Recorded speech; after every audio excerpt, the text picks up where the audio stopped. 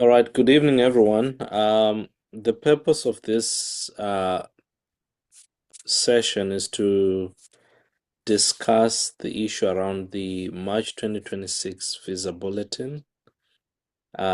This is a very recent and good development for everybody. So we would like to focus mostly on the employment-based visas, right? Table A and Table B, and then we discuss why we say it's current and the So potential these are cookies. effect that this has on your petition, right? So, um, Table A suggests that um, those who applied before the 15th of October 2024 are the ones that can apply for um, your green card, right? But now, if you go to table B, it says anybody can apply. For as long as you've submitted your I-140, you can also apply for a change of status, which is your I-485, right? Um, Please take note that there is no online filing when you are doing concurrent filing. This can only be submitted via mail. All right. Now, the question is, why then do we say it's current now when this suggests that those who applied on the 15th of October? I believe there's a session we had before where I explained Table A and Table B that in many instances they alternate, right? Which um, table is going to be used, either Table A or Table B, right? So I can expand this, right, to show that for March 2026, right?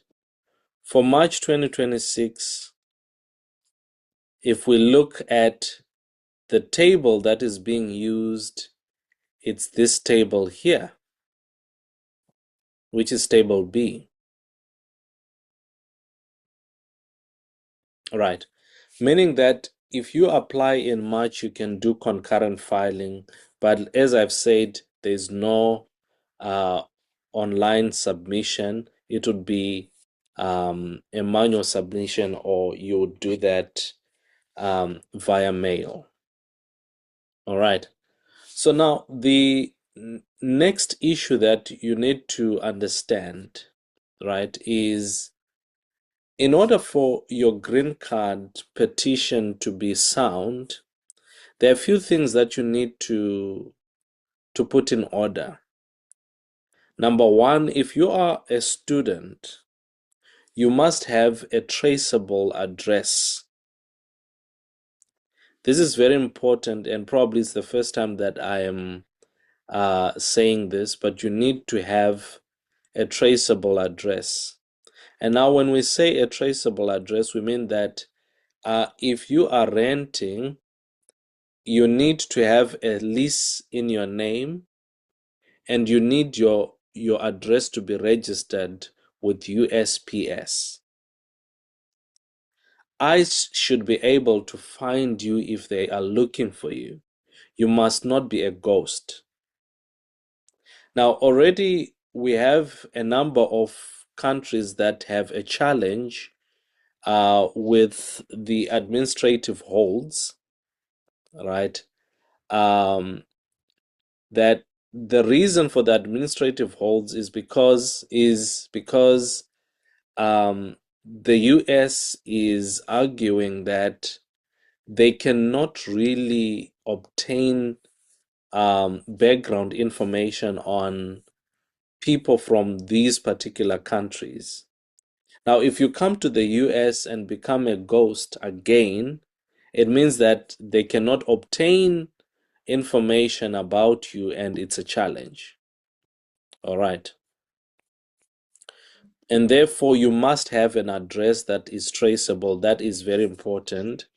Now, if you have had employment authorization and earned income, you must make sure that your taxes are in order as well.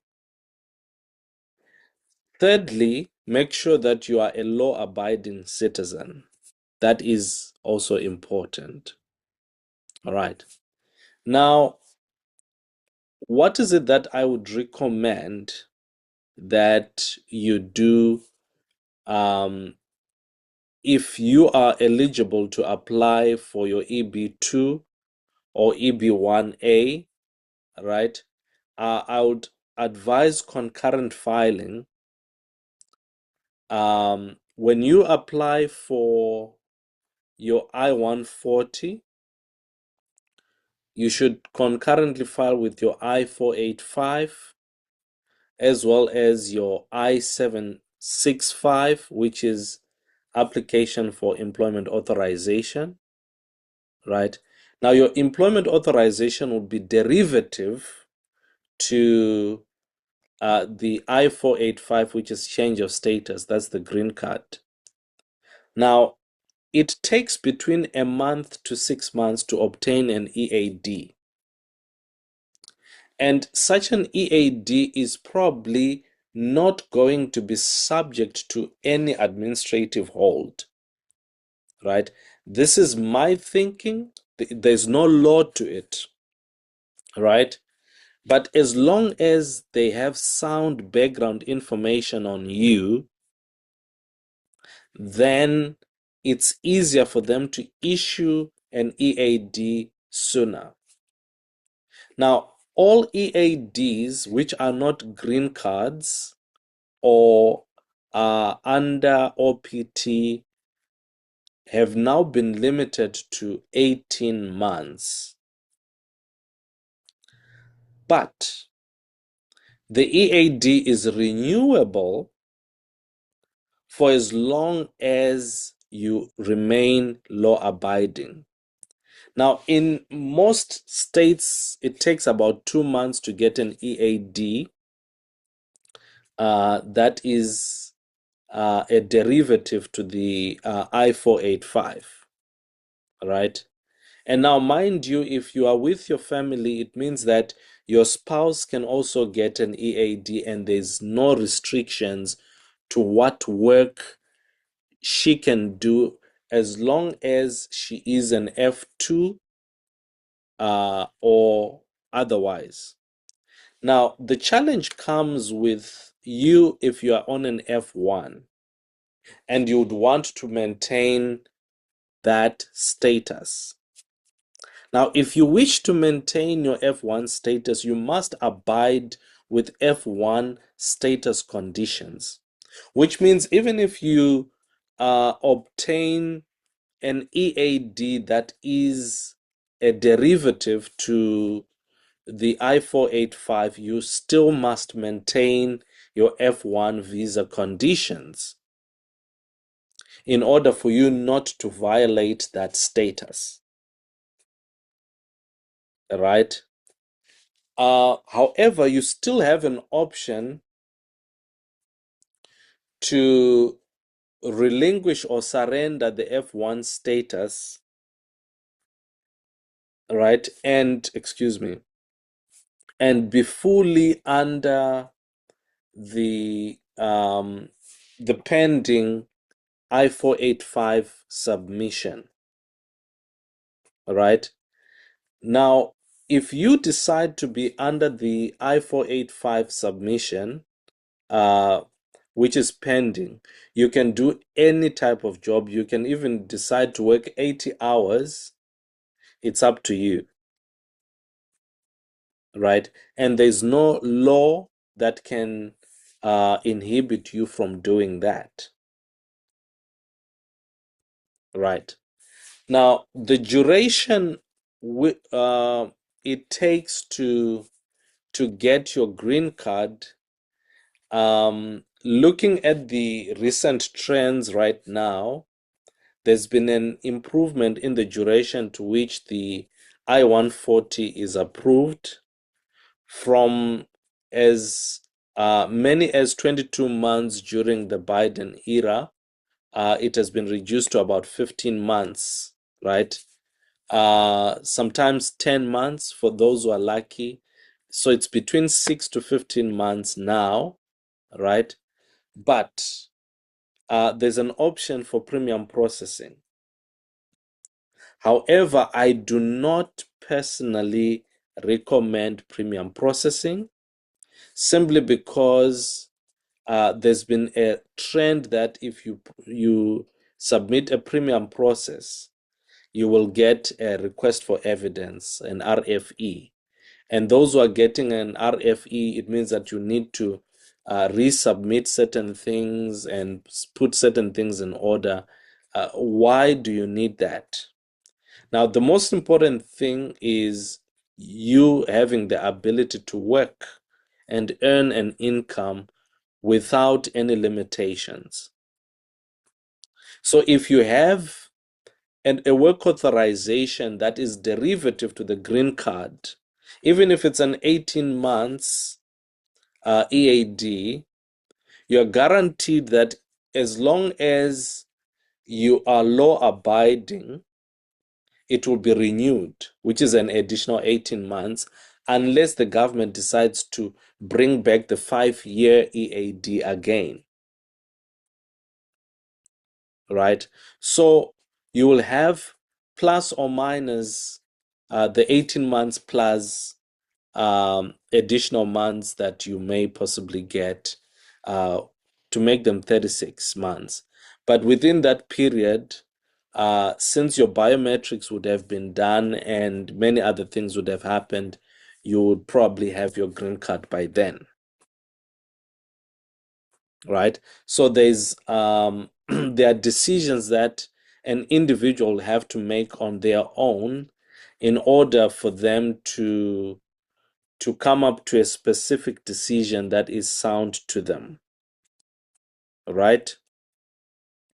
Um, Another thing of particular importance is that when you file for your green card, right, besides being law abiding and besides you deciding whether to maintain your F1 status, you must also ensure that you continue filing your taxes appropriately and making no mistakes to your taxes and making sure that you pay your loan interests and all other things that are required in the US. All right. Any questions?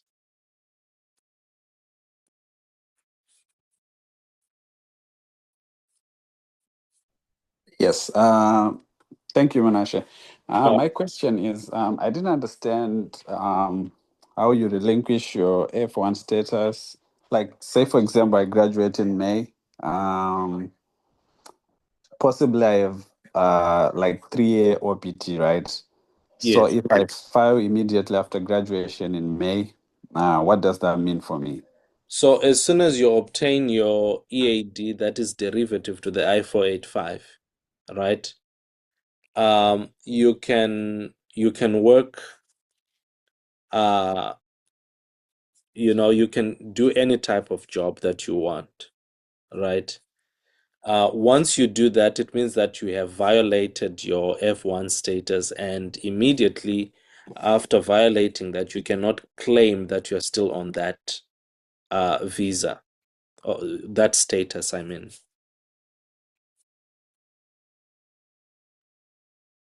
Does that answer you? Yes, yes. Thank you. Thank you. It's clear now. All right, all right. You're welcome.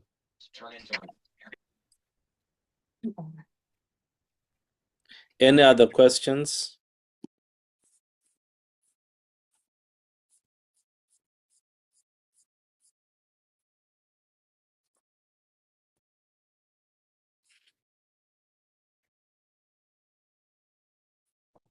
Yeah, I have a question too. Yes, Robert. So, those of us on STEM OPT that we are about triggering the 2 year extension, what do you think should be our best bet now?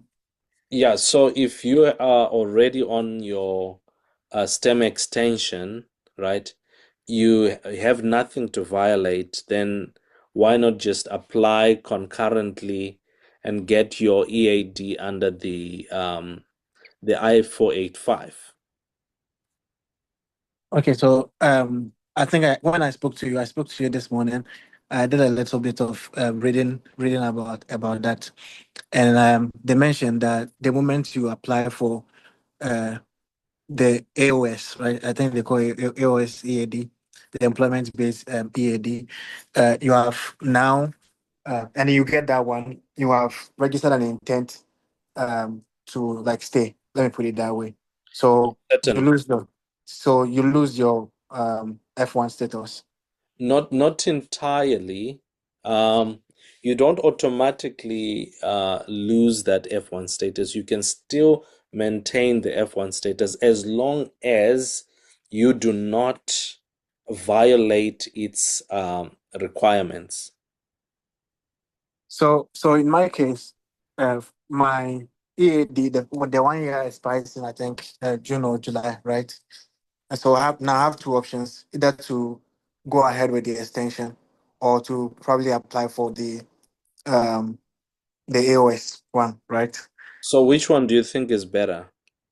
So I'm just looking at the situation to decide on which one is better now.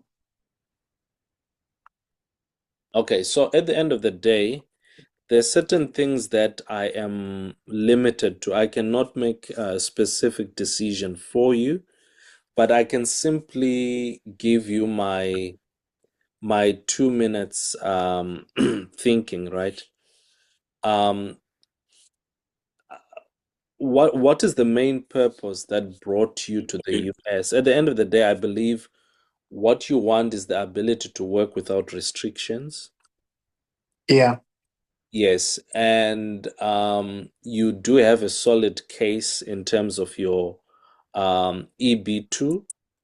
Now, one of the things that I also put in your I-485 petition, which is a separate petition from the I-140 that we are working on, is statements that the president have made that people who studied in the US should be prioritized to get green cards. I remember you all, I think you all remember these statements that President Trump made. Yeah. And Yeah. yes, and he has made significant strides to to satisfy what he had said before, right? And another thing, I'm seeing a request here. Um, Concurrently with this submission is also an I-131, which is advanced parole. Now, if you include the advanced parole, which is an I-131, you are eligible or you would be able to also travel without limitations and return to the US. What matters in the US, make sure your taxes are in order, make sure you're law abiding, make sure you have an address that is registered with USPS, right? That would really help a lot.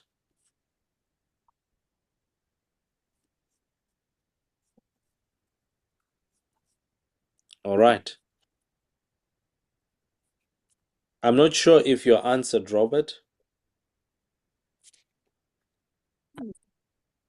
Yeah, I think it's a little bit, but I thought maybe I have to.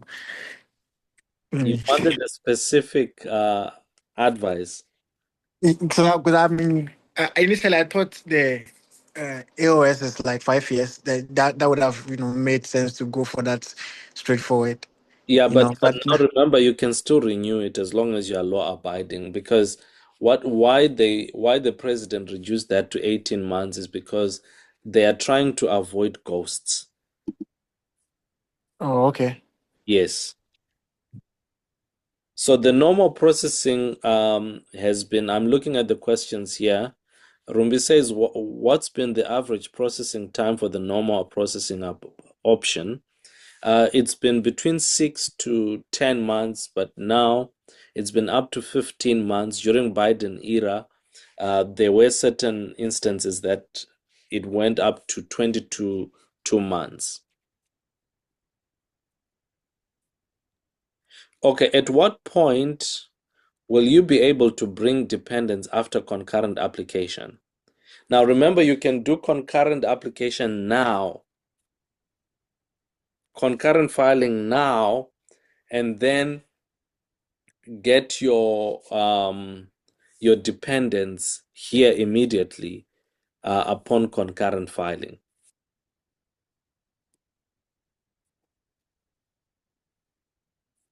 So in most instances, you probably may need to do premium processing so that the green card can be out sooner, but there are other ways that you can bring them here upon doing concurrent filing. It's just that it's very expensive because each each individual has their own green card application. Every individual has to file an I-485.